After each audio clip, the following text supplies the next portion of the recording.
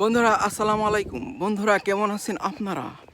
বন্ধুরা কথা হইল যে ভারত কিন্তু দখল করে নিয়েছে সেই 1948 সালের সেপ্টেম্বর মাসে হায়দ্রাবাদ নামের স্বাধীন রাষ্ট্রটি।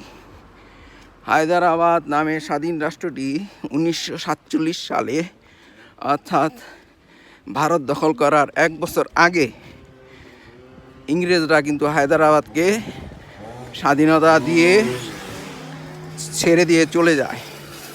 তারপরে এই জওহরলাল নেহরু, ইন্দিরা গান্ধীর বাবা, রাজীব গান্ধীর নানা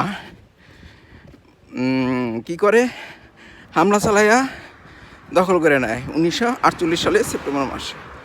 তারা অভিযোগ দেয় কি যে হায়দ্রাবাদের মুসলিম শাসক হিন্দুদের উপর নির্যাতন করতেছে। এই নির্যাতন